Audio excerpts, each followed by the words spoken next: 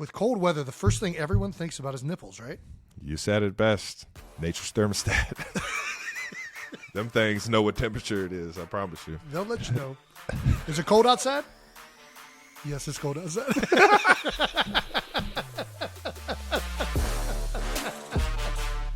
Welcome back to New Heights, ladies and gentlemen, boys and girls. A Jukes original show presented by Wave Sports and Entertainment. New Heights is a show about two professional bowlers. We are bowling. Oh, which one's which? Are you Ernie McCracken or Roy Munson? Which one am I? Who's who? I don't know. That's a good question. I think that I had some Ernie McCracken moments earlier this year, I think. You could definitely be Ernie McCracken for sure. And I could probably lose a hand in a unfortunate bowling accident. Guy's playing with 9 fingers. That's right. Being Munson is maybe the official new term for making the Pro Bowl. Being Munson. Well, we are both Munson. And we are your hosts. I'm Travis Kelce. This is my big bro, Jason Kelce, out of Cleveland Heights, Ohio. New Heights are episodes that come to you every single Wednesday. Subscribe on YouTube and wherever you get your podcasts, and follow the show on all social media platforms at New Heights Show with 1S. And also visit homage.com/New Heights to check out all of our official merch. Jason, what we got coming up, brother? Got a great episode, Trav, as always. This episode, we're going to get into Trav finally finding a way to get a win over Geno Smith at something. Great dude, too. Great dude. That's good to know. The Eagles' unfortunate loss in Dallas. And we're going to get into the unblockable force that is J.J. Watt, officially announcing he is retiring following this season. Shout out to J.J., man. But first, as always, New news, old news. Still the #1 sports podcast on Apple and Spotify. And now, according to Sports Illustrated, Trav, New Heights is officially the podcast of the year. That's right. Wow. It's what we do. It's what we do, baby. I guess not that surprising, but, here's what they said. It shouldn't be that surprising that when you put together two hilarious people who also happen to be brothers and current NFL players, you'd get a hugely entertaining and informative podcast. But it's still impressive to see just how well the podcast works. This season, it's undoubtedly helped that each brother plays for arguably the best team in their respective conferences. Both the Kelce brothers don't even have to lean on week-to-week in-game experiences to hit a perfect mix of football talk, personal anecdotes, and fun debates. Fun debates. I mean, that about sums up our show right there. I'll tell you what. Thank you. Appreciate Sports it. Illustrated. Yeah, very much. I must have knew I was a Sports Illustrated for Kids subscriber as a child. We were, yeah. Oh, yeah, baby. That was about the only thing we ever caught you reading was the Sports Illustrated. You know it, man. That and East Bay. You don't really read East Bay. You just shop and look at cool shoes that they might have a discount on. Do you have a favorite Sports Illustrated article from growing up that you remember?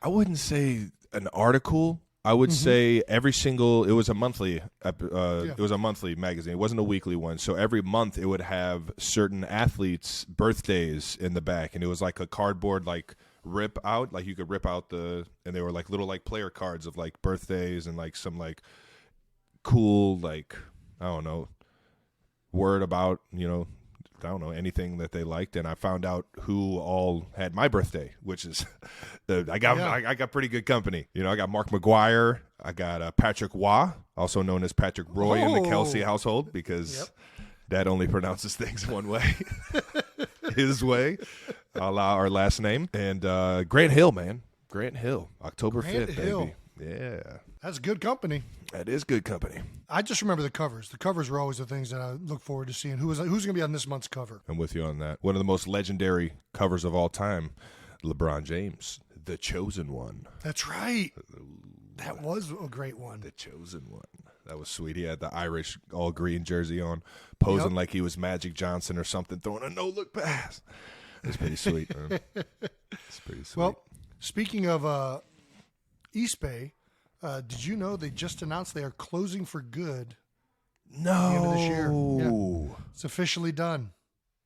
It's sad. They had a hell of a run, man. Shout out to East Bay, man. I mean, that's where East Bay and I feel like Play It Again Sports, where we got and Dick's, were the three Kelce.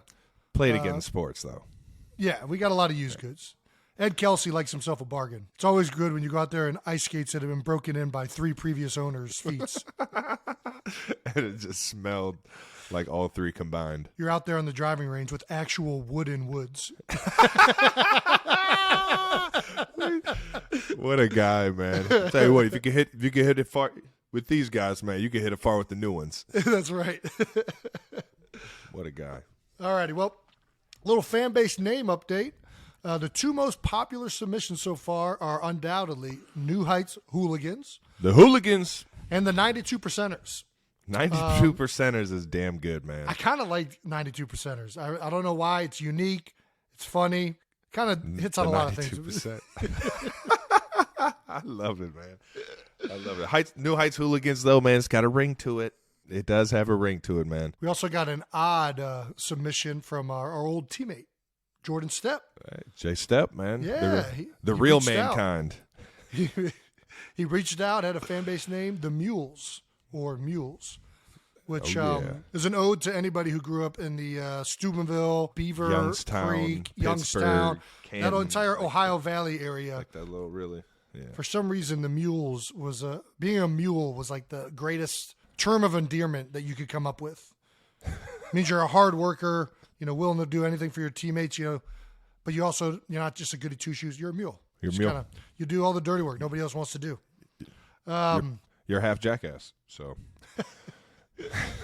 I specifically like it when they throw that R in there, that mural. Murals, yeah. Murals. Shout out to Jay Stepp and all the UC guys, man. Please keep emailing us your submissions at New Heights Show, that's 1 S, New Height Show @gmail.com.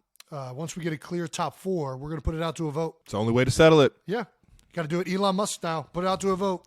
Vote it. All right. Fan mentions of the week, Trev. We got a mention from Patrick J. Walsh. Ooh, Mr. Walsh.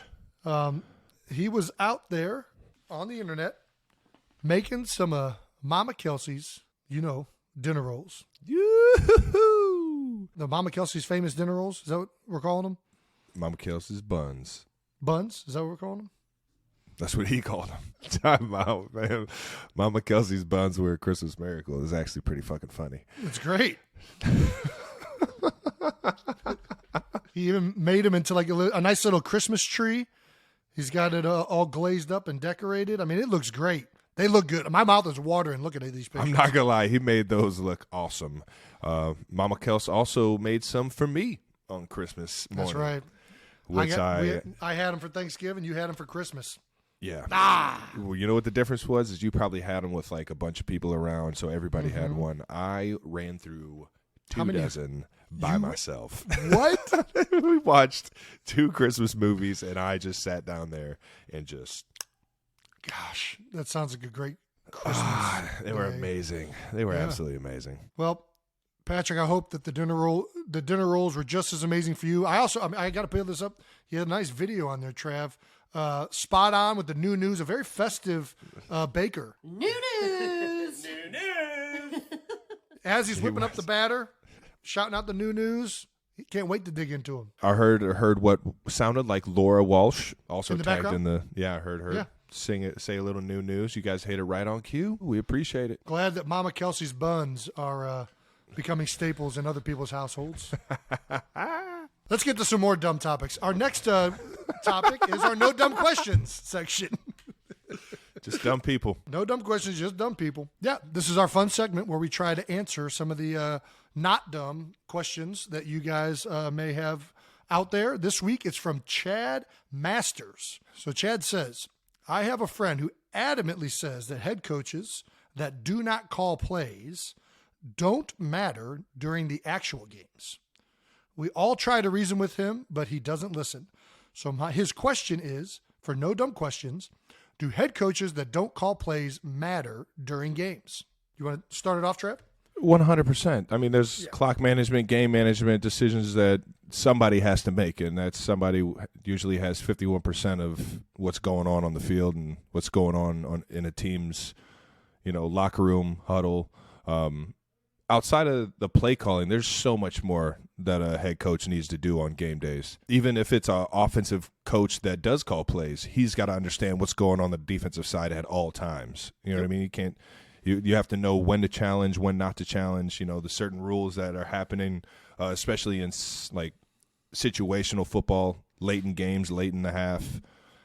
There's just so much that goes into being a head coach outside of just offense, defensive play calling. That's for damn sure. No doubt, especially as you become more aware of like the different situational decisions that have to happen. I actually think it's really nice to have a coach whose sole job is to really like narrow in on these like specific situations that only come up, once a season, if that. Yeah. And I kind of like it when the coach doesn't call plays. They're more involved with the team. They're more in the moment. They're more managerial and kind of like they communicate more. I feel like calling plays is hard. You're like in it. You're trying to figure out what you're going to do the next series when you're not calling them. There's constantly, you're busy trying to figure out what you're going to try and do next to the defense or vice versa. So I actually think, a lot of the best head coaches out there don't call plays. And now most of them have done it at some point. Yeah. And I think it's good to have at some point have coached and called plays. But does the head coach need to do that? I don't think he does. I actually think sometimes it winds up better, just like you do, Trev. I mean, there's a good reason. I mean, not all good play callers make good head coaches. Matter of fact, there's a lot of good play callers and good offensive or defensive minds that are not good head coaches. Yeah. The bigger part of that job is, being able being a leader. Yeah, being able to lead, being able to manage, being able to communicate, being able to keep everybody going in the right direction, situational ball, all those things are more meaningful than calling plays. So, yeah, Andy doesn't call plays anymore, right? EB calls the plays now, right? No, Andy's, from my understanding, Coach Reid is still calling the play. Oh, really? Because there's times where I'll come off, I'll get tired, I'll come off the field, and he'll look at me, and he's like, "This is your play. Why are you off the field?" Yeah, that's a good point. So, but he knows what's being called. Even when he's not calling the plays, he knows what's being called. Yeah, but when a guy looks at you, like he's definitely the one that's calling it. I got you. We both agree with you, Chad. Your friend is really dumb. Is a dummy. Yeah. Well, I shouldn't say. I feel like it's mean. Your friend's incorrect. Right. Yeah. There's no dummies out here. Do you think this is a made-up friend? Do I think this is a made-up friend? Do you think Chad just wants to know the answer to this, and he's just making it sound like, hey, this isn't really – I don't think this, but he kind of really does. So he's made up his friend, kind of like when you're trying to talk to a girl that you're a little nervous about, like, oh, my friend thinks you're really cute. Chad, if you're pulling one on us, man. Chad, don't be afraid. Just ask the question. If that's what you want to know, just ask a board. All righty then. Well, moving on to 12 bold topics to wrap up what is week 16? Damn, we're almost at the end, ladies and gentlemen. I think that was week 17. Week 17 will be this week. I don't think so. There's 18 weeks, one by. No, there's 19 weeks. 17 games. You're right. That's what AP math class gets you, boys. You didn't do AP math class. I know you did. Got him. What was the nature studies? Was that nature studies, baby? Mr. Thaxton, our boy. Let's go, baby. Oh gosh. Learning about them trees and birds and ants and bugs and what makes this world go round, man. We used to go on nature walks in nature studies class, and I'll tell you what, man. I used to get lost. Somehow lost in the trees. I would always find my way home during those nature walks. Hey, you were good at finding your way home. I couldn't find my way home sometimes. I had to go in the neighbor's house the one time I got lost. You remember that? I got lost 2 blocks over on Essex. Didn't know how to get home. This guy's ridiculous. How are you in high school? You don't know how to get home, man. I wasn't in high school. This is earlier than high school. Oh, all right. My bad. I do remember, though. Wasn't it like yeah, we're getting off topic. All right. Yeah. So teeing up these 12 bold topics, starting off with both of our games is how we usually do it. Jason tees up the topics on my game and vice versa. Jason, start it up, baby. Let's start it off with your game, Trev. Chiefs 24, Seahawks 10. You did it. We'll take a win. You finally did it. You finally beat Geno. I know where you're going. I know you were. You got him. It took you a long time. And it was hyped. It was hyped up. I only got one win. He still got more under his belt, but I finally got one on the board, man. You got one. You got one on him. Sports Illustrated called it the biggest NFL rivalry nobody knew about, including Geno. Geno said he might line up at safety. I don't think he did. He didn't line up at safety for the game. He didn't. We got to get that next time. Even the Seahawks tweeted about it. Yeah, they smoked me. That was pretty good. Showed a video of Patrick Mahomes and Geno Smith talking pregame. Looked like giving each other a bunch of love and respect. And the Seahawks tweeted, probably talking about Travis's West Virginia scholarship that never happened. Well played, Seahawks. Twitter, that was pretty good. Well, you might have got the last laugh. You did have your highest receiving yardage in a while, 6 for 113. Yeah, your highest yardage since week 11. You finally hit 800 career receptions. Man, it's crazy to even think about. That's how many times I've caught the ball. That's wild. All joking aside, it felt like you guys put together one of your best games in a while. What do you think? Yeah, I think we started off fast as an offense. Our defense played their tails off the entire game, absolutely shutting them down. Only 10 points. Whenever you put a guy like Geno Smith, who's having a career year this year, when you hold him to 10 points, you're doing your damn job on the defensive side. They were getting after the quarterback. They were playing great in the back end. And it's just, when a defense can do that, Patrick Mahomes is known for being able to put up at least 3 touchdowns. So it makes our job 10 times easier and really puts the team in a great position. And I really love the way they've been playing. They've been playing like this for the past, number of weeks, really coming together. I think what Spags' defenses have shown us in the past, our defensive coordinator, what he's shown us in the past is that he finds ways to get better as the year goes on. And you're definitely seeing that this year. Getting a lot of young guys acclimated, getting a lot of of the new guys playing together even more than we were in the beginning of the season. And that's what happens when you go through these big time games. Sometimes the tough losses, but anytime you have those tight games throughout the season, you find ways to come together more and more. And I think all 3 phases we're starting to do that.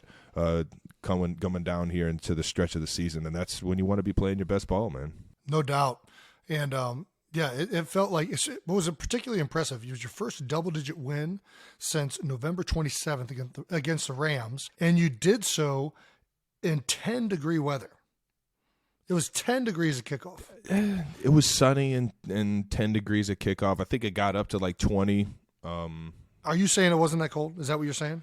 Yeah, I played in what felt like way colder games. Was it not windy? There was no wind? There was a little bit of wind, but not enough to make you, notice it. Like, I'm not out there like, man, this wind is ripping my nips apart right now, man. I was about to say, why is it the nipples are the first thing everybody goes to? That's the first thing I went to. With cold weather, the first thing everyone thinks about is nipples, right? You said it best. Nature's thermostat.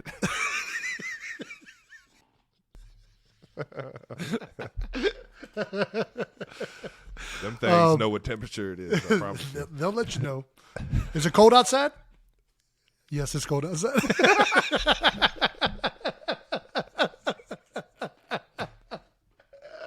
Oh, my gosh. Speaking of nipples, Seahawks were shirtless before the game. Did you see that? Did you witness that happening? You saw them with the nips out? Nips out. Yeah, I was walking in the stadium, and I saw a few guys warming up without their shirts on. I don't know what message that's sending or what that does. Why don't you just warm up every time with your shirt off if that's what you're going to do? Maybe they do. I don't know. Maybe that's why they do. And maybe they do. It's a good point. Maybe they do. The shirtless warming uppers. I'll tell you what, they probably got a cool pic out of it. Everybody's wearing ski masks with no shirts on. You got the fog coming from your face, your breath fog. Probably a pretty epic photo. It's the coldest game at Arrowhead since week 15 of the 2016 season. Did you know that? Oh, no, yes, because I played in that game, and that game was fucking cold. 1 degree. High wind too. We did not throw the ball very much in that game. We ended up losing that game. That was the Tennessee Titans, man. Was anybody shirtless for that warm-up? It's a good question. I don't know. 2016, I don't remember the pregame, but I remember Tyreek Hill took one to the house, but that was probably our only big-time play in that one. I remember walking out to the huddle after a long Tennessee drive being like, man, I feel like I am just in the freezer right now, a frozen piece of steak. Well, speaking of shirtless people at the game, I don't know if you saw this on Twitter, but There's now a thing called a shoey, which apparently is, I think, chugging beer from a boot or a shoe. Das Boot? There was a fan shirtless doing a shoey at the game. Do you support that, Trev? Do you support that kind of a behavior in a public venue? I mean, it's alcohol. It kills the germs, right? If that's what you want. I'm more of a chug out of the glass kind of guy. You know? Yeah. I've also sweated in shoes a whole lot to where, that stench kind of gets to me, and it's like I'm not drinking anything out of there. And that boot that he was rocking had definitely been worn a few years in a row. Yeah, it's got some weather to it. It's got some bacteria living in that thing that is now in his gut. Maybe he's onto something. Maybe this is the future of probiotics. All right now. Anyways, impressive feat. I don't know that I'm going to be chugging from a boot unless it's Das Boot. Das Boot. We got to get that going. I'm with it. I definitely have one downstairs. Also associated with this game, you guys gave Andy Reid a Christmas present. Yeah. After the game, you personally handed Andy a cheeseburger that was wrapped in, what was that, a shoebox? Oh, yeah. I don't know if you guys do this, but Chiefs social team will actually put up a camera with like a sheet of paper underneath that kind of describes or asks a question or something. And we do it. What would you get Coach Reid for Christmas? I'm like the Grinch of that stuff. I'm whatever. Jason, yeah, go ahead. Jason, I know. I got to be better. Just play along every now and then, man. It's for kicks and giggles, especially if it's like Coach Reid. But it was for giggles everybody. And shits. There you go. Everyone walked up to that camera and said, I would love to treat him to a cheeseburger. It was cheeseburger, and then it was Air Force One. I'll get him some fresh Air Force Ones because before Coach Tomlin gave the entire Steelers team black Air Force Ones to kind of like build up that toughness and that the black forces, man. There's something about them black forces, dog. It means I'm doing work in black forces. I'm about business. Yeah, you don't want to fuck with me. Coach Reid's been rocking black forces, I think since the Eagles days, really. He's definitely worn every game day that I've ever been a part of. I actually, snuck into the equipment room and asked the equipment guy, hey, does Coach Reid have any of those AWR? Because he's got them AWR stitched in the back. Those things are Nike samples, basically. Time out. What's Andy's middle name? Now I got to know. I think Wilbur? It's Walrus.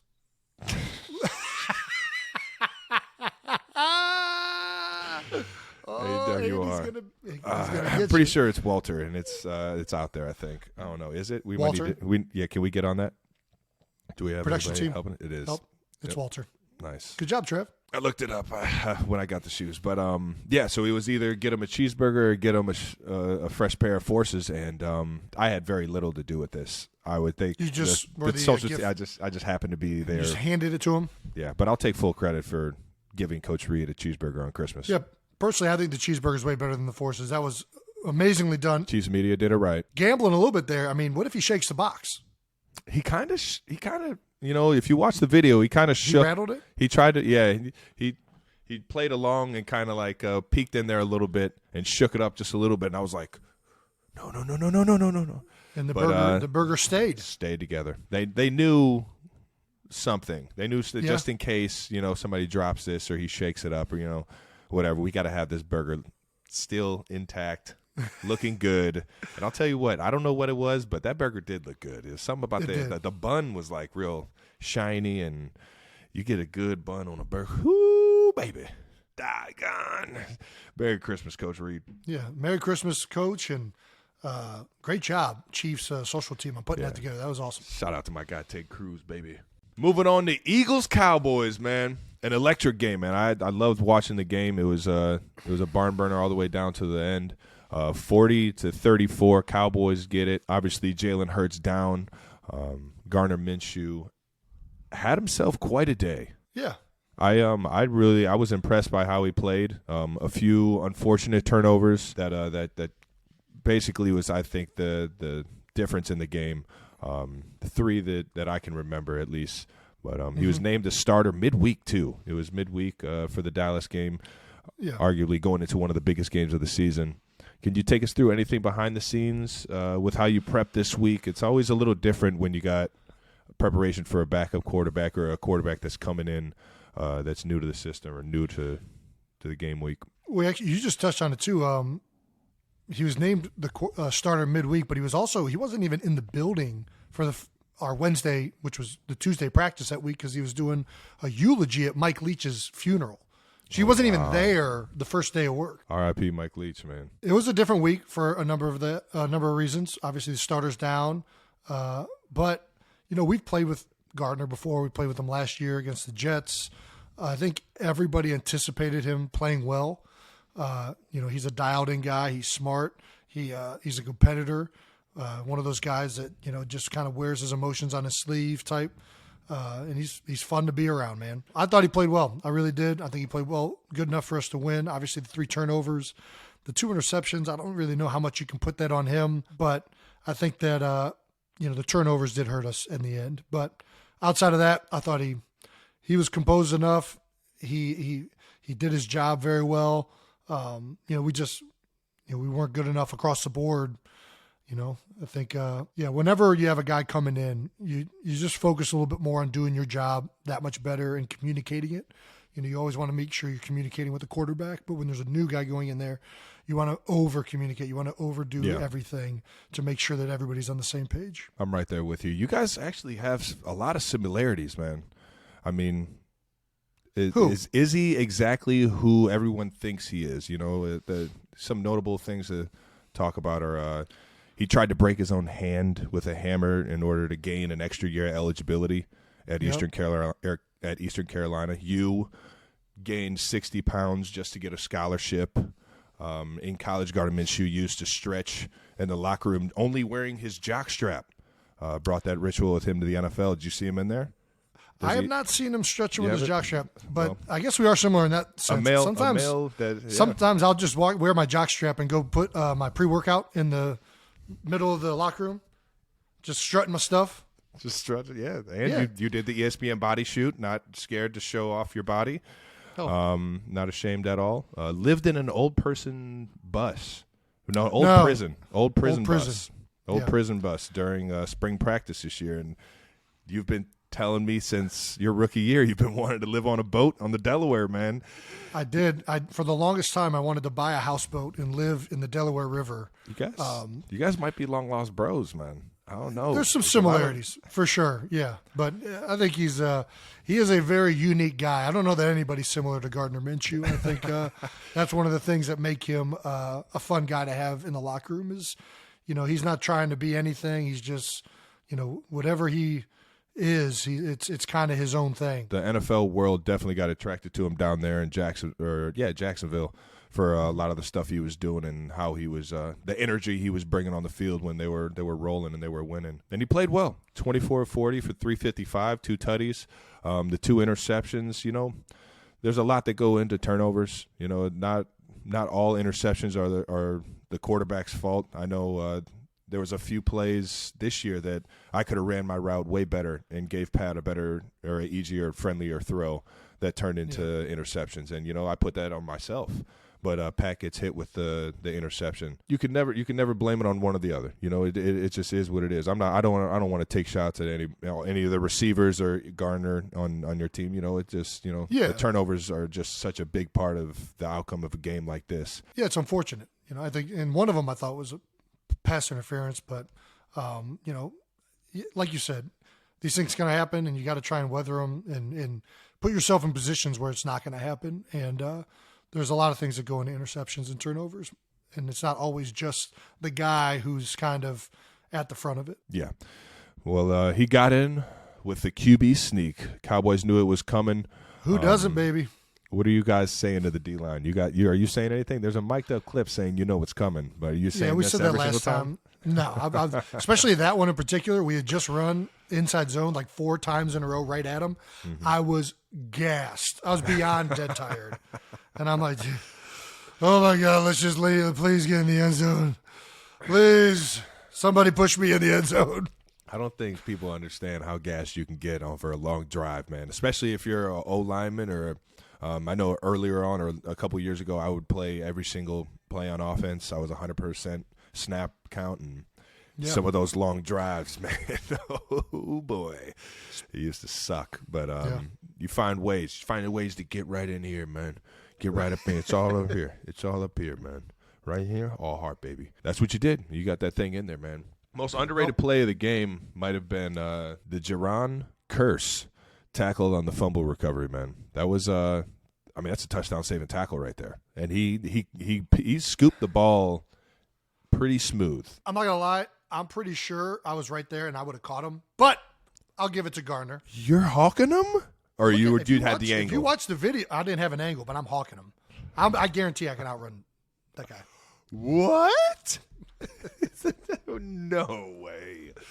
I've tried running away from him. I can't get away from him. I don't know how. Yeah, there's no chance. But it was a great tackle. It was an awful situation. Especially, what we had seen the week before. A quarterback in a similar situation. Doesn't make the tackle. Doesn't make the tackle. I mean, this isn't Chandler Jones. Touchdown. This is right. I mean, it's the biggest safety in the game, though. But it was a great job. All you got to do is pick a leg. That's what I don't understand. Anyway, let's not get back on that. I was about to say, he fixed it this week. He found out how to get after them legs this week. We'll get to that in a second, but maybe that's what I did. Everybody's like, dude, why didn't you just go for his... Up top. Yeah. Oldest trick in the book. Playoff atmosphere, huh? A.J. Brown after the game, in quotes, today was a playoff game. I'm kind of glad that we went through that because we're still learning, we're still growing, and that's what it's going to be like in the playoffs. And is December football, is it just a little different? Can you find those playoff-style games? I feel like you can find them throughout the season, like as long as it's a good team and, a good matchup, it can get pretty intense. It ends up being a playoff atmosphere, especially a lot of the in-conference games later in the year because you know how much it's going to mean for the playoffs, right? You start getting into games which are more important because now your opportunities are going to be a little bit less. So I actually love this quote from AJ, and I think he's spot on. There was a different feel to the game. There was a different feel warming up. There was a different feel preparing during the week. We all knew how important it was to go out there and play well. So, what playoff games atmospheres do is it heightens everything, which means a lot of the times anxiety goes up and sometimes you can overdo things or you can lose track of the little things that allow you to be successful every time you step out on the field. Get a little uncharacteristic, man. Yeah. And, listen, we haven't turned the ball over 4 times very often this season. I think it's only happened one other time. And we lost that game against Washington. I don't know if we even turned it over 4 times on the Washington game, but it's hard to overcome that. Our defense played lights out for most of the game, but they couldn't get off the field on 3rd and 4th down. I mean, I felt like I think it was a really good thing for our team to go through.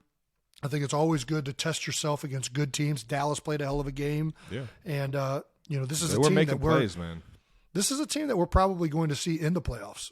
I mean, you never know how things are going to shake out, but they're right up there with the best in the NFC. We could very well see this team again. And, I think that we all know that we could have played much better. And I'm sure they feel that way too. But, I think that, watching the tape was a little, it was frustrating. It's frustrating when you don't, play your best. And I think that it's good to go through that. It's good to learn from it. And it's good to, moving forward when you're in that situation again, be a little bit more locked in, a little bit more dialed in. Chris Long had I think one of the best things when we were going, when we went to the Super Bowl in 2017, we had a bunch of guys that had been there. We had Chris Long, we had Malcolm Jenkins, we had guys who had won it, LeGarrette Blount. And they all kind of said the same thing, man. They're like, don't let the moment get the better of you. Don't let the situation dictate what you're going to do. Mm-hmm. You just got to go out there, do your job, be where you're supposed to be, do it with proper technique. And then when the play's there to be made, you'll make the play if you're doing it right. Yeah. You can't go out there looking to try and have things happen. You can't go out there and, hey, I'm going to do this because I'm going to make a play or do something. It doesn't work like that. It doesn't. Typically, when you're doing that kind of stuff, you make even more mistakes and you do things that you don't need to be doing. And I'll be the first one to raise my hand and say that I've been in. We've all been there. I've been in those situations and hurt my team doing that kind of stuff, man. To go back to AJ's comment, veteran comment, love what he said, and it's true. You feel those playoff games, playoff style or playoff atmosphere style games, and you try and obviously win every single game, but if you come out in the fight at least, you learn how to get better as a team in those critical moments down the stretch. And that game for us like that was the Bengals game not too long ago. I definitely felt that playoff like style atmosphere in that game, and that was a huge game for our young guys, and you know, not to even say myself, because I was the big part of the outcome of that game and us losing it. But it's to be in those moments and to be able to focus on all the little things and just try and do your job, and all that is it's huge for guys to be able to be in that atmosphere even before the bullets are really flying in the playoffs. For sure. Well, right on. Moving on to player insights on the NFL storylines, baby, and it's official. What's that? We are professional bowlers. Hey, Pro Bowl! We made it. We made it again. 6th year for you, 8th year for myself. Come on, why do you gotta do that? Why do you got to do that? Well, because I'm going to hype you up. I'm going to hype you up right here because you became just the 5th player in NFL history to be drafted in the 6th round and have at least 6 Pro Bowls. Other notable names on that list. I know one. Tom Brady. Greatest 6th-round pick of all time. And another one, Antonio Brown, who is Antonio Brown. It's pretty damn good. Yeah. I did not know AB was a 6th-round pick. You would think a guy that talented, there's no way he's there in the 6th round. Chippewas, baby. What are we doing, GMs? What are we doing? How do you let somebody like that get to the 6th round?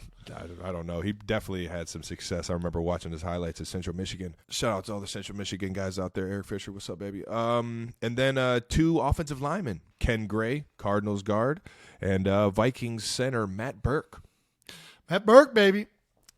Vikings and Ravens won a Super Bowl with the Ravens, actually. Ooh, that man got a ring. So that's pretty good company, man. Congrats on that. That's awesome. Yeah, it's cool. I feel like it's like, I don't know. Cool. It's awesome. It's an awesome. You know, I think Pro Bowls are a blast if you end up going to them. But you try your best not to go to Pro Bowls. There you go. But a fun little stat line with us having 14 combined Pro Bowls. Now we only trail Peyton Manning and Eli Manning, as well as Bruce and Clay Matthews Sr. as for the most Pro Bowls by brothers in the National Football League. So we're 2nd place right now. Yes, we trail only those 2 sets of brothers who both have 18. We're sitting at 14. Yeah, so that's gonna be tough. Looks like you got to play 2 more years. Yeah, you're gonna have to play another 5 years, Trip. Who else do we got? We got the Watt brothers. Hopefully, I can. The Watt brothers got to be up for there. The next 5. The Watt brothers probably are up there, and they'll probably climb that list as T.J. Watt. Probably makes one every single year until he retires. So yeah, they'll be up there on that list as well. Well, that's pretty cool. So when it comes to awards, what means more, the Pro Bowl, All Pro? Are we throwing top 100 in there? How do you feel about it? I think all of these awards are great, but it's obviously, it's the greatest team sport ever. Yeah, it's all about the team game. It's team awards that really matter.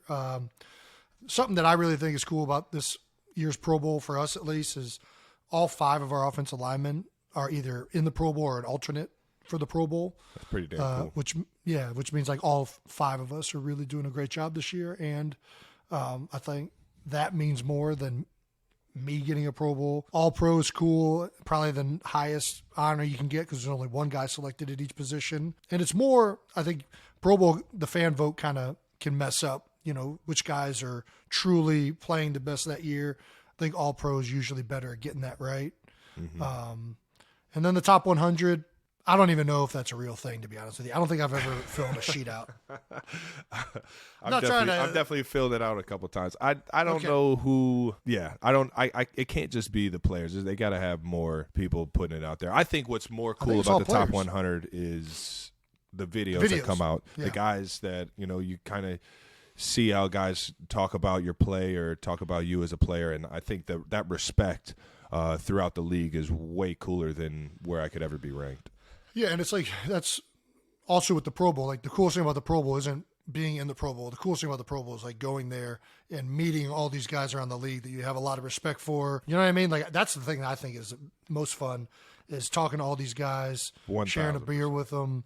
Whatever it's going to be this year with Eli and Peyton coaching it and the extracurriculars, extracurric. You're right there. You're right there. Curriculum, curriculars. There you go. Is that Extracurriculars. Yep. All right. That's what I'm going with. Yeah, I think that's the best part of the Pro Bowl. You end up meeting a lot of cool people. I'm right there with you, man. The stories you hear at the Pro Bowls from guys on different teams and all that, just all that jazz, man. Just being around. You don't get opportunities to be around your counterparts very often. Like, I think we're lucky because whenever I'm visiting you, I'm around your teammates. Whenever you're visiting me, you're around my teammates. And we kind of get that more than and like other players would. Yeah. But there's something about going to a Pro Bowl or even the tight end U stuff that Kittle and Olsen kind of started and brought to my attention.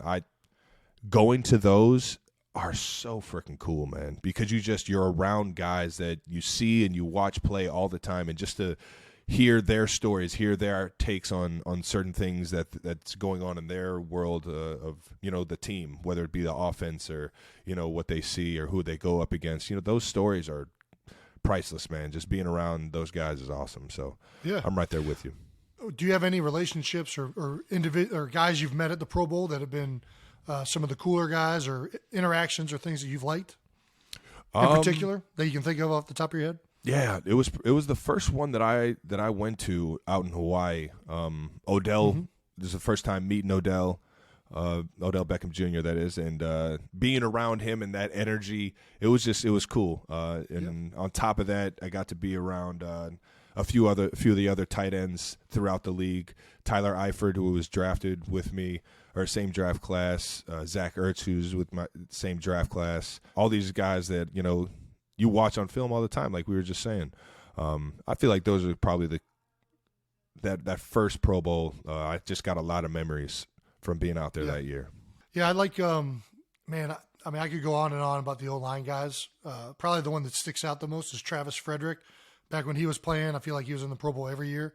But he always had a cooler with beer in it, going to every single practice. Anything you were going to, there was beer in there. You got Josh Sitton was a character. I mean, there's all the O-line guys are great. Probably one of my favorite ones, though, was the year that Chris Carter was the coach. And for some reason, and Martellus Bennett was on the team. And you want to talk about the most fun bus rides of all time? Oh, yeah. I would just make a point to go to Martellus Bennett and Chris Carter's bus and just sit on there and just bullshit. Marty's World, baby. Bro, I love that. You want to talk about it? He is such a creative individual. Like, you're talking about a different level thinker right there. It was a blast going and sitting on those buses. I got a story about his brother. Michael Bennett. Yeah, I was teammates with Mike. Again, first-year Pro Bowler out there trying to feel out the situation. Like, is everybody playing their tail off? Is everybody kind of just, coming off the ball? And that O-line, D-line, that's really where, that's really where it's kind of like a – I don't know. Everybody else is just having fun. Unioned up. Yeah, it's unioned up a little bit. Well, listen, there's nothing fun about playing offensive line. Michael Bennett was trying to go for the MVP because he hit me with a He wasn't messing around. Move. He hit me with I get up to the line of scrimmage and I'm like, in my head, I'm like, all right, I got him in pass pro. I know Tyrod's going to go ahead and fake this run and set up in the pocket. You guys did a 7-man pro in the Pro Bowl? 12 personnel. I was actually supposed to run the route. I was supposed to run the route, and Gary Barnage got the Seattle route because I had ran like 3 of them earlier that game. So I'm coming up to the line of scrimmage, and it's like play action, like fake boot, kind of set up in the pocket. And, man, when I tell you, I went up to the line of scrimmage, and Michael Bennett is huffing and puffing, full sweat. And, he had those tiny shoulder pads. And I'm like, couldn't even grab him. I'm trying to think, like, how the fuck am I about to stop this dude? I'm like, I haven't even sweat in this game. And we're playing in Hawaii, and it's like it's not a cold day or anything like that. And I have yet to, like, have one drop of sweat. And this dude just comes off the ball like he's about to run right through my chest, and I just was not ready for it. Yeah. Gave me a little hands to the chest and spun on me, and I was like, Tyrod! Tyrod! Look out! Shout out to the Bennett brothers, man. Yeah, the Bennett brothers are awesome. But what's frustrating, too, about the Pro Bowl is some of the guys are going, like, you don't know what the tempo is. Some guys are not going hard. Some guys are going hard. It's a frustrating. I'm not deal. gonna lie. There was a point in last year's game where I was kind of just embarrassed at the style of game that we were playing and the tempo that we were playing at. I was like, we got to figure out something else. So shout out to the PA and the NFL for figuring out something different. Eli and Peyton are going to have something fun fired up. I guarantee it. All right now. Well, Broncos Country, we tried. That's right. Come on. We're all trying out here. We're just trying our best, man. We tried. It has been a frustrating year for Broncos fans. For them to be in the division and me to not really like the Broncos that much, I'm even sitting here like, man, I was hoping for something to go their way, and it just hasn't. Well, hopefully it doesn't this week. Shit. Well, they just let out some of their frustration. They fired first-year head coach Nathaniel Hackett after a 51-14 loss to the Rams. On Christmas players Day. are fighting on the sideline. Christmas Day. I mean, you want to talk – it's like Scrooge McDuck over there. He's like, it's like, what's going on here? You see here? the backup quarterback getting in fights with the O-lineman. You see guys fighting after the game. It doesn't look great. It doesn't look great. I'm not going to shit on it. It doesn't look like it's a fun place to play football right now. I got a lot of respect for a lot of guys over there. For sure. That are going through this ringer right now. It sucks when you're in a situation like that, man. And when you've lost a lot of games and teammates start turning on each other, or there's so much media around it in general because of the Russell Wilson thing. It makes it hard, man, and it makes it not fun, which is frustrating. You want to have fun when you're playing football. It's a game. You've loved playing it your whole life, and then all these other things start, creeping in, all the media, what's going to happen in the future. Head coaches are getting fired. All these things make it just frustrating to play the game that you love. So I feel bad for all those guys that are going through it over there in Denver. Wish the best for you. He's the fifth. This is the fifth coach in NFL history to be fired before the end of his first season. That's nuts, man. Damn, Nathaniel. How long was his contract? Had to be a couple of years, right? I'm assuming 3 years. I'm assuming it wasn't just a 1-year deal. I'll tell you what. Was it 9 months of work for 3 years of pay? That's not a bad deal. Did he come out winning? Yeah, They're 4-11, but is he winning? He basically just signed a 1-year contract for probably $20 million or whatever. It's not bad. Ruin your whole reputation, I guess. But chill out. He'll be all right. He'll get another job. He'll build it back up. He's been a great coach. This is so much more than just the head coach. I think there's a lot of things going on there. Head coach is always going to be responsible. You're the head coach, but there's a lot of things going on right now that it looks like is going wrong up there. But I don't want to. You guys are going to play him next week, so yeah, and can't get caught up in any of that. As we'll get to more of the Broncos stuff later on. Moving on to Mac Jones' dirty play. Man, hate to see it, man. You hate to see it. The internet is up in arms over Mac Jones' hit on Eli Apple, a guy who talks a lot of shit, and Mac Jones probably got fed up with it. I think that might have played into it a little bit, but no. Jones, you think so? Jones threw his body at Apple's legs while Apple was chasing after Patriots wide receiver Tyquan Thornton during a fumble recovery return. Yeah. Man, hate to see it, man. Hate to see it. That kind of stuff has no business in the league. I've gotten caught up in some fights here and there where it kind of looks like I'm a dirty player and I just got frustrated. And you try and keep your composure in moments like that, especially when things aren't going great. That's when it typically happens, when frustration adds to, not having success onto the field, and now it's just a big ball of fuck this, and you just do something stupid. Yeah. I've definitely had to, tighten some things up on my end. You've had some personal fouls? Just a few. You've had some unsportsmanlike conducts? I had one like 2 weeks ago, man. Stop it. The league will review Mac Jones's low block on Eli Apple for potential discipline. He's going to get fined for sure. He's got to get fined. You can't try and cut. No, a knees out. the league's got to make a stance on it. I actually really don't think. I mean, I know it's dirty on the level of like dirtiness. I don't really think it was that bad. Let's turn on some 1980s football, and you tell me what's dirty. All Listen, right. I watched the play. The first time I saw it, I thought it was dirty as hell because like Eli Apple wasn't even involved in the play. Like he's like 3 people back from where the ball came. Like it was just very weird. That he chose to do that. But I feel like it's dirty. If he would have like went in at his knees like hardcore and tried to like hurt him. Yeah, it looked like he was just trying to get him down. It looked like he just kind of lied down in front of him, like like a sad dog. Like he just kind of like sat it. He just kind of sat it down. He got tripped over. I didn't think it was like intent to injure, like everybody's making it out to be personally. I mean, it's definitely not acceptable. I think it's what he did this time mixed with what he's done in the past.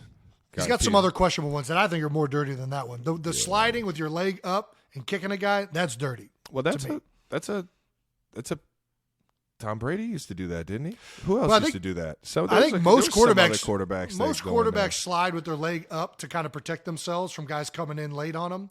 I think that's normal. But when you kick at the guy, I think that's dirty, especially in a league that does everything to keep you safe. I think that's dirty as hell. But you being quarterbacks, I hear you on that. But it's definitely they're starting to call him the Grayson Allen of the NFL. Are you hip to Grayson Allen? No.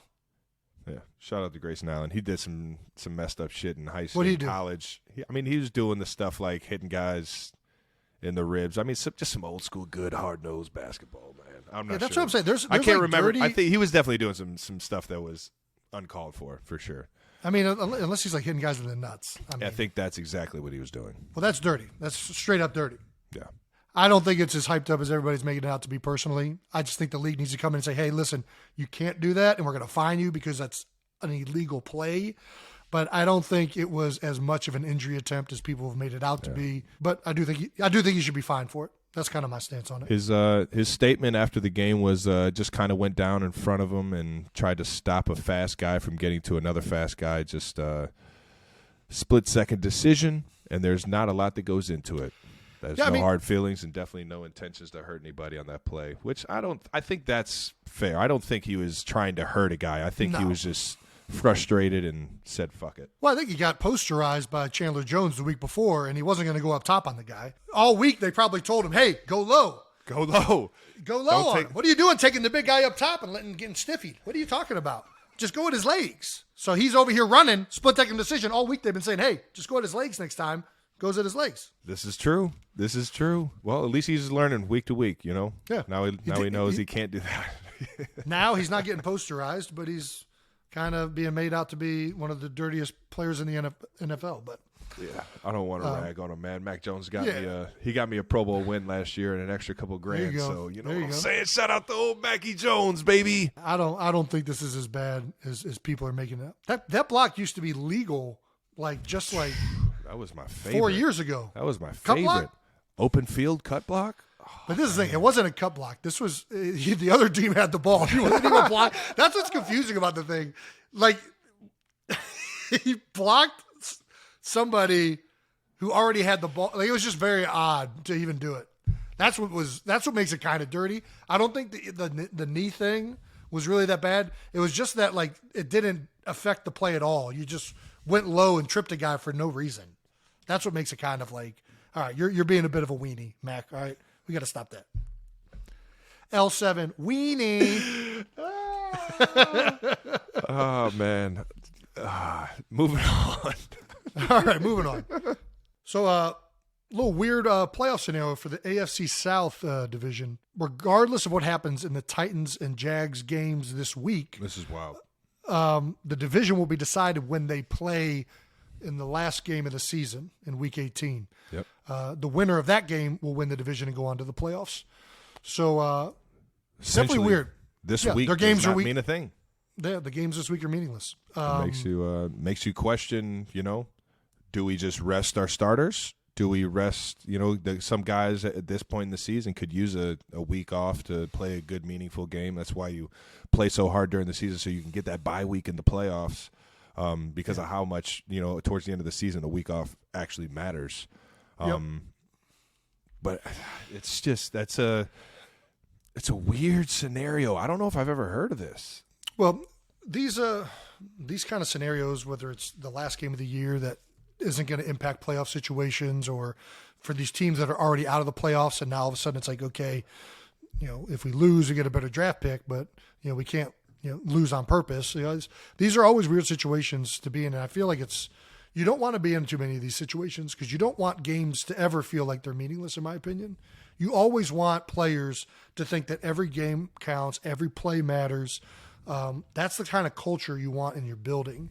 It's a little bit different when you're kind of like doing it for a better opportunity in the playoffs. You know what I mean? Like it's like, hey, we're going to rest guys because we want to win a playoff game. Then it's like, okay, this is being smart. But certainly in the other realm, when you're already eliminated, it feels weird. It does. And it's a tough one for, I think, coaches and teams to navigate properly. You still have to make it feel like you still have to communicate that there's something to be gained from the game. Every time you go out on the field, you can learn something. There's a way to improve. There's a way to, whether it's gaining knowledge of what a defense is doing, whether you're trying to improve something that you messed up the week before or you've been messing up earlier in the season. Yeah. There's always something to gain from playing in the game. It's just for these guys is that it's going to be interesting to figure out, what's does that outweigh, the possibility of maybe keeping guys fresh or keeping guys healthy or I got a feeling both of these teams feel like they need to still be improving and getting better.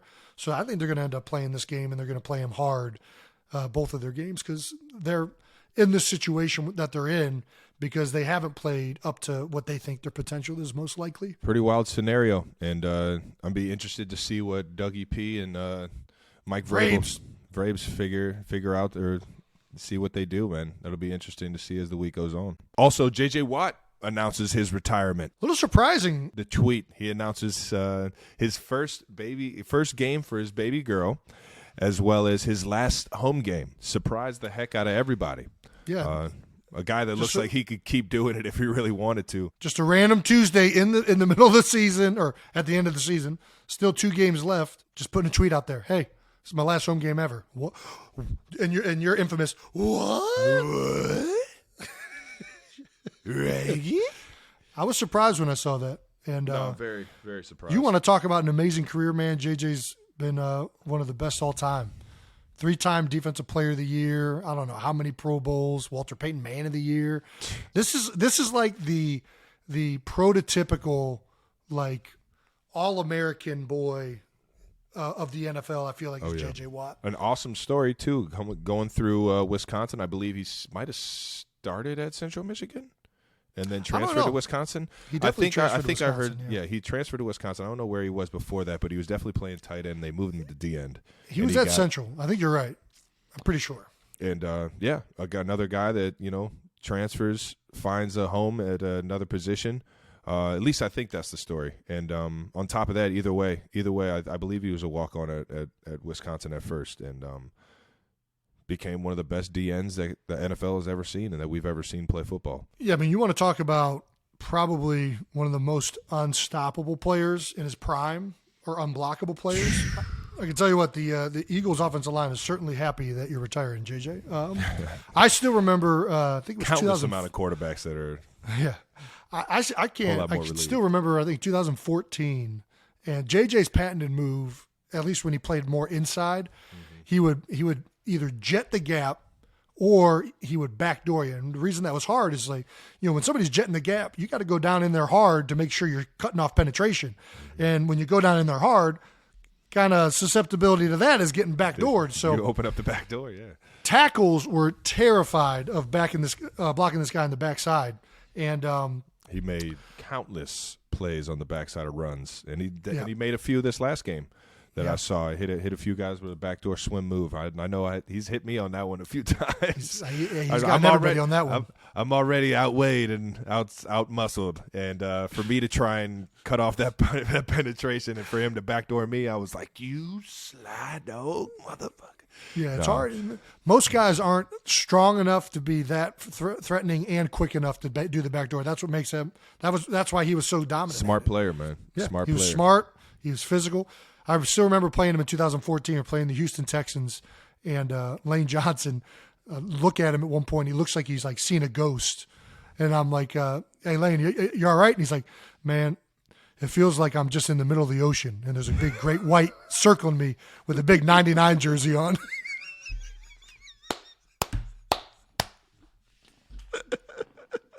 I thought that was one of the best that's lines a Pro all Bowl time. right tackle right there, a perennial. One of the best in the league, and he has to say that about J.J. Watt, man. That's hilarious. Hey, when J.J. was in his prime, he was damn near unblockable on the backside of these zone plays, and that was our bread and butter. We used to run inside zone left, inside zone right, and man, he would backdoor those tackles or guards, and it was hard making any movement on J.J. So yeah. The ultimate game record, man. And he found himself in the end zone, honorary tight end, man, down there at the goal line. That's right. I forgot about all that. Yeah. Him and Vrabes are the two that I definitely remember being those honorary tight ends that were on the defensive side. Maybe that's why he felt so passionate to help out those hurricane victims, because he was the hurricane. You ain't lying. In the NFL. Moving on to the New Heights Stamp of the Week, baby.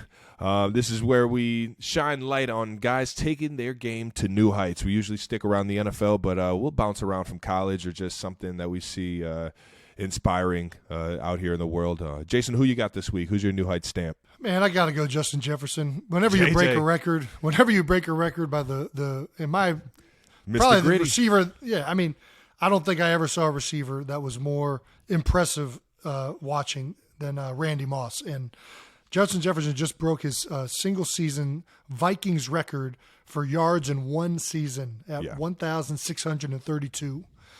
He also broke Chris Carter's, another legend, record of 122 catches in a season. So he's in good company, and he's taking his game to new heights if you're breaking records by those guys. 122 catches with 2 games left. Games left. I know we're playing 17 now, but still, that's wild. He's 209 yards away from breaking Calvin Johnson's 16-game NFL record of 1,964. Yep. So there's a chance he can get that done. Cooper Kupp came very, very close last year, and I expect Justin Jefferson to get that one, assuming that he plays in the next 2 games. What happens with the records from the 6? Are there like asterisks in the record books for like 16 games?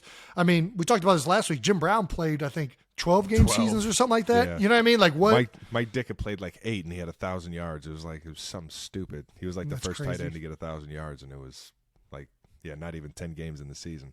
Wow. It was bogus. I might have just pulled that out of my ass. But yeah, Dick definitely played in the era of definitely not 16 or 17 games that we're playing. Yeah. So does it still count? Does it mean less? It counts. I mean, it sure counts. It sure counts. But if you get almost 2,000 yards, I don't care how many games. That's impressive. That's a hell of a feat. That's for damn sure. He was asked about the possibility of a receiver winning MVP, and his response was, having the type of season I'm having, I feel like that's a conversation that needs to be had for me to be the MVP. Talk your shit, JJ. Advocate for yourself. Talk your shit. I like that, man. I like that. I think he is 100% the MVP on that team for damn sure. The way he's playing, question. how he's getting these yards. I mean, these aren't easy catches. He's making spectacular catch after spectacular catch, breaking guys off left and right, getting wide open. He broke off one of the best cornerbacks in the league in Stephon Gilmore on a fake hezzy slant. It was crazy. It was a goal line route and kind of just put him in a blender for a touchdown.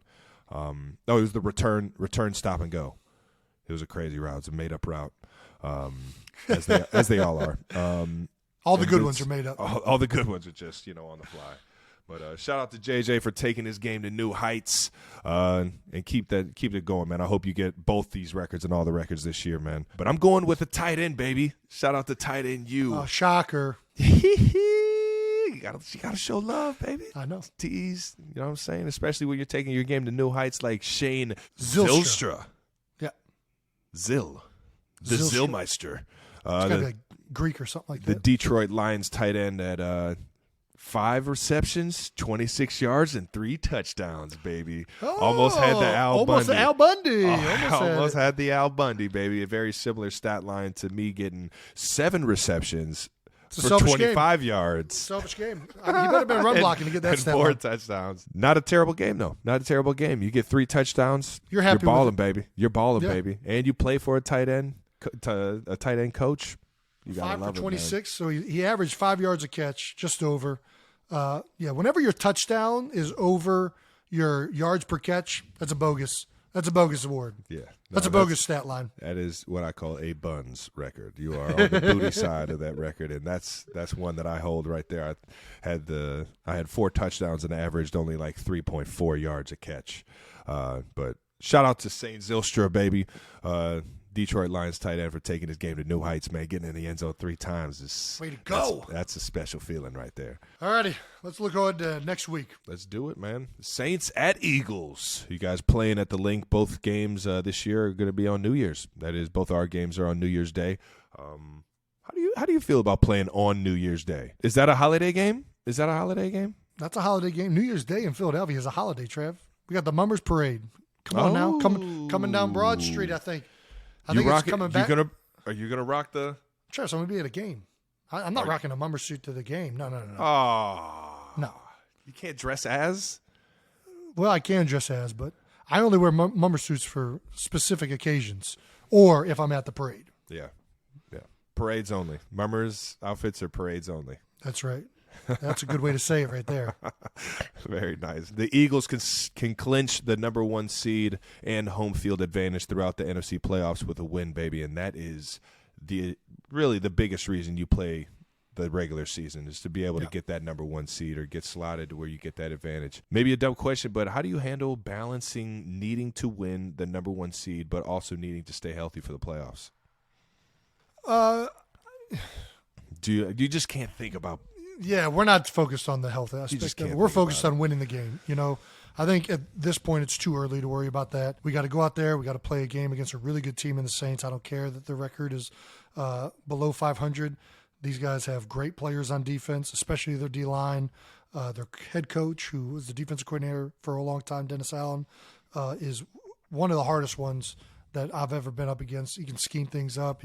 It's always going to be a well-coordinated defense when he's there. 1,000%. So, we got to go out there. We got to play a good game. We got to win the game, and that's going to be our focus. You can't worry about all that other stuff. If you're worried about that other stuff, you ain't going to be doing anybody one bit of good for that game. The best way you can handle it is play your tail off this week, get that win, and then get 2 weeks to maybe rest up. Everything else will sort itself out. You already stay in the moment. That's going to be what I'm preaching. I'm sure it's what Nick's going to be preaching all week. To go up against my guy, all the veterans. Cam Jordan, baby. I love me some Cam Jordan, man. One of my favorite personalities and just great people in the NFL. I like him when he's not on the field. I really enjoy Cam not blocking him. He's a great guy. Blocking him is difficult. So I'm right there with you. I'm not sure if I've ever had a good rep against Cam Jordan. But they got some guys in the back end. Hopefully, they got guys all over the place. They're a good team. They got good linebackers, good defensive linemen, good DBs, and they got a good head coach, defensive coordinator. So I'm not, we're gonna have to play a really good game in order to beat the Saints, and that's all I'm focused on. All right, you guys got Broncos at Chiefs. Yeah, talking a little bit about it before, man. This team is this team's got some shit going on in the organization. They're soul searching right now. They just fired their head coach. Yeah. And if you've looked at the other teams that have fired their coaches, they're kind of bouncing back a little bit. The Panthers have won some games. The Colts They won the. Did they win the first game that Jeff? I think they won the first one. That it was close. I'm pretty sure they got the win. Yeah. So I mean, listen. For some reason, teams with new interim coaches have fared well this year. It seems like, and I don't know if it galvanizes people. It kind of like brings the guys together. I don't know what's going on, but you're going to get a fired up Broncos team. That's for damn sure. That's for damn sure. And they still have one of the best defenses in the league. Outside of getting scored 51 points against the Rams on them, the Rams scoring 51 points on them, it is that you can't look at any of that stuff, man. You got to look at what's real, and these guys play hard. especially on the defensive side of what we got going. These guys play hard, they play together, and they don't give up a lot of points. At least that's what it's been like throughout the season, outside of last week. And we had a little bit of success in the first half last time we played them, but it's just so much harder to beat a team twice, man. And because they know how you're going to attack them, and kind of get more ingrained in the matchups, and it becomes just a little bit more of a mental game than a physical game. So we'll see. It's we still have a lot to clean up. Especially on the offensive side of the ball, as a team playing together, putting an entire game together, all 4 quarters. I don't necessarily think we've done that. We've gotten close on a few games, and this game is definitely gonna be one of those 4-quarter games that we gotta come together for the whole thing, man. All 60 minutes. You had a rivalry game last week against Geno and had one of your best games. Do we need to create a rivalry this week? And if there is a rivalry. No? Because, I mean, the Broncos are just rivals in general. But who would it be if we were to create a rival? What player? Would you go defense or would you keep it still on offense? Would you go Alex Singleton? The tackling machine, Alex Singleton, former Eagle? Oh. Shout out. The Montana State. Yeah. CFL defensive player of the year, right? I didn't know that. I think so. That's a fun stat. Pretty sure. No, it would probably do you go quarterback again? You go Russell? No, I beat Russell the last time, but that was the first time I beat Russell. Yeah, because I lost to him in college. He's a fashionable guy. Maybe you guys you lose in fashion. I'm not sure. What is it? What has he been rocking the games? What does he rock? I feel like he's a fashionable guy. I don't know. He's married. He's married to Sierra. He's got to be fashionable, right? Yeah, she's definitely got him buttoned up for sure. For sure. Who else? It would probably be the safeties. I got a lot of respect, and I actually train with both Justin Simmons and Kareem Jackson. Kareem, I've been going up against him since we got in the league together. He's won before with the Houston Texans earlier on in my career, and then when he moved to Denver, I've been seeing him twice a year. And that dude is no slouch, man. He's been an unbelievable staple for every defense that he's been in. A smart guy, physical guy, can play in the box and he can play deep. You can put him in man-to-man coverage. I mean, there's been a lot of back and forth between me and Kareem here. I see what you're doing. Showing love to the guys that I train with. And trying to lull Kareem to sleep. I see what you're doing. Trying to do the Derwin James. You're trying to do the Derwin James to him. Yeah, well, it didn't work for Derwin, so I don't think Kareem's going to fall for that one either. But him and Justin Simmons got tremendous respect for both those guys, and if there was anything, that would probably be it, is me trying to gain some yards on this hell of a duo that they got in the back end. Well, I think that wraps up the show, Travis. That's it, man. That's it, man. We're already done. What else do you want to talk about? I think we got it all. Congrats again, JJ, on a fine NFL career. I think we hit everything. If JJ was anybody in a fictional movie, who would he be? Of all the fictional, I feel like he'd be Gary Bertier. Nah, you got to go body frame, Mr. Incredible. No, I'm talking about football, sports. He's Gary Bertier. Gary Bertier? I can see that. Like just like a buttoned up. Strong side. Left side. Just give him a chance, Mom. Team? What team? I don't want to get to know him, Gary. I don't know where I was going with that. So that wraps it up. All right. Lane always says that he reminds him of Gary Bertier. That wraps it up, boys and girls. Everyone watching. 19th episode of New Heights is in the books. Make sure you're subscribed on YouTube to the New Heights channel so you can see our new videos when they show up. Listen and subscribe wherever you get your podcasts, and make sure to check out the official merch at homage.com/New Heights. I love the merch, man. Our team's doing a hell of a job. Homage is doing a hell of a job. Once again, New Heights is a Jukes original presented by Wave Sports and Entertainment. Make sure you follow us on all social platforms at New Heights Show with one S, at New Heights Show, for fun clips throughout the week. And thanks to our production and crew every single week. We love you guys. You guys make this so easy on us, and you make us look way better than we are. So thank you guys for always doing that for us and making this show so much fun. Until next week, peace.